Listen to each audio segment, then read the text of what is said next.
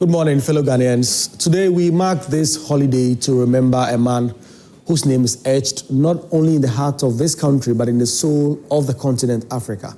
That man is Osajefo Dr. Kwame Nkrumah, who some call the Redeemer, the man who turned a dream of independence into reality, and in doing so gave hope to an entire continent. On 21st September every year, Ghana now commemorates Founders' Day in his honor, after the NDC government rightly restored his birthday as the holiday that marks the founding of this nation. For a brief period, there was an attempt to dilute his legacy by creating a Founders' Day on 4th August to spread the honor across many names. But history is stubborn. It cannot be rewritten by decrees or rebranded by political opportunism. Ghana has one founder, and his name is Kwame Nkrumah. It is not to say others did not play roles, but the vision, the audacity, the leadership, and the courage that birthed Ghana belongs to one man. Nkrumah stood taller than his contemporaries, not because they were unimportant, but because he saw farther, he dared more, and he achieved what none of them could. Independence in 1957 was not a coincidence. It was not an accident. It was the product of Nkrumah's restless energy, his relentless organizing, and his unshakable belief that a black man was capable of managing his own affairs. You have to look around you today, and you'll find Nkrumah's fingerprints everywhere. The motorway, nearly 70 years old, still the backbone of Ghana's road network, a testament to foresight that our generation has failed to replicate.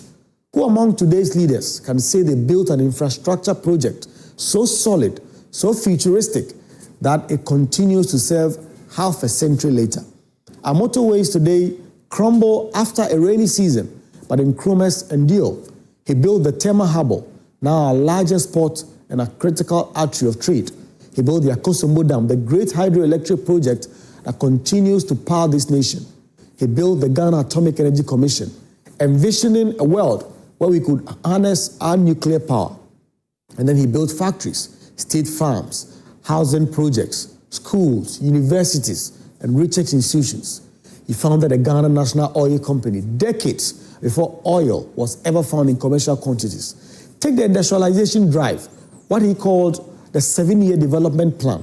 Nkrumah built the Volta Aluminium Company, VALCO, to process bauxite into aluminium, laying the foundation for an integrated industrial economy. He built the Nsawam Cannery, the Bonsa Tie Factory, the Kumasi Shoe Factory, and the Aboso Glass Factory. He created the Workers' Brigade to instill discipline, train artisans, and provide employment. He built the Tema Oil Refinery, a symbol of self-sufficiency, and set up the State Housing Corporation to provide affordable homes for Ghanaians. Even the Ghana International Trade Fair Center was his creation, built to showcase Ghanaian products to the world. Nkrumah's achievements were not just physical. He gave Ghana a sense of destiny. He told us we are not just a new flag and an anthem, but a people destined to lead this continent. He made Ghana the epicenter of Pan-Africanism, drawing leaders, activists, and dreamers from across the continent and the diaspora. W.B. Du Bois died in Ghana. Maya Angelou found home in Ghana.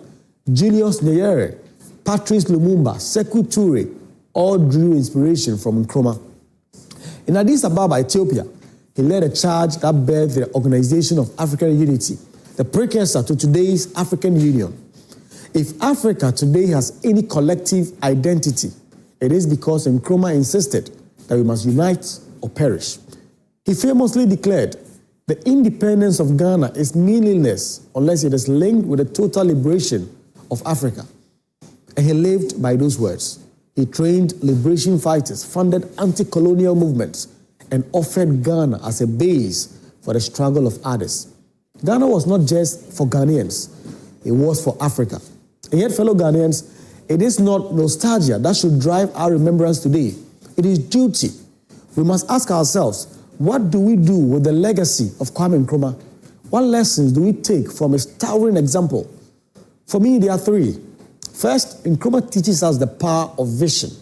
He was not a perfect man, no leader is, but he understood that leadership without vision is empty. He did not govern from one election cycle to the next. He taught in generations. He taught through all of that. And he built not for applause, but for posterity. That is why his works endure. Today, too many of our leaders govern with short-sighted vision. They build roads that crumble in 5 years. They announce policies that collapse in 3. They govern not for Ghana, but for the next election. Nkrumah would have scorned such mediocrity. Then again, Nkrumah teaches us courage. He did not fear to confront the colonial power. He did not fear to confront detractors at home. He did not fear to dream big when others were content with small victories. He declared independence when a colonial office thought it premature. He launched projects others thought impossible. He dared to say, we face neither east nor west, but we face forward. Today we shy away from courage. We hide behind excuses, and we explain away our failures. Nkrumah never did. And then Nkrumah teaches us unity in purpose. He built a nation out of tribes. He made us Ghanaians before anything else. He sought African unity above parochial games. Today we are falling back into ethnic divisions, petty politics, and tribal suspicions. Nkrumah will weep if he saw all of this. If remembering him, we must remember anything at all. It must mean recommitting to unity. Take, for instance, our fight against Galamsey. Nkrumah's Ghana was a country of vision, a country that saw the future and prepared for it. What would he think today, seeing our rivers turn brown, our forests destroyed, our children drinking poisoned water? Would he not say, this is not a destiny I fought for? Would he not demand action, unity, sacrifice? Nkrumah dreamed and damned the Volta to light our homes. Today we destroy the Pra and the Ankobra in search of quick gold. He built, and now we destroy. He sacrificed for the future, and now we squander for the present. This is not how we honor him. Fellow Ghanaians, today we must not just celebrate a holiday. We must commit to a challenge to all of us, leaders and citizens alike, to rise above mediocrity, to embrace vision, courage, and unity. It must be a challenge to invest in infrastructure that lasts, to govern with posterity in mind, to fight corruption with courage, to protect our environment with determination. It must be a challenge to unite beyond tribe, beyond party, beyond short-term interest. If Nkrumah could build a motorway in the 1950s that outlives anything that we have built today, what is the excuse? If he could build factories, harbors, and dams with far fewer resources, what can we say today? What excuse do we have? And if he could inspire a continent when telecommunication was by telegram, what excuse do we have in this age of the internet? The truth, fellow Ghanaians, is that we have no excuse. We are failing not because we lack resources, but because we lack the vision and courage. And we have to be clear, Nkrumah was overthrown. His rule was cut short. He did not complete his mission. But even in exile, even in disgrace, he remained the greatest African of his generation. Today, he is remembered across the world.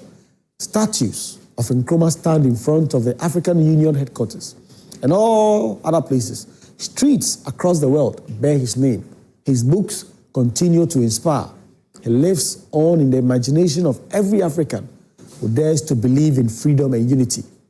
So today, let us not just honor him by celebrating holidays, but with words and his action. Let us demand of ourselves and our leaders the same courage, vision, and unity that defined him. He must build as he built. He must dream as he dreamt.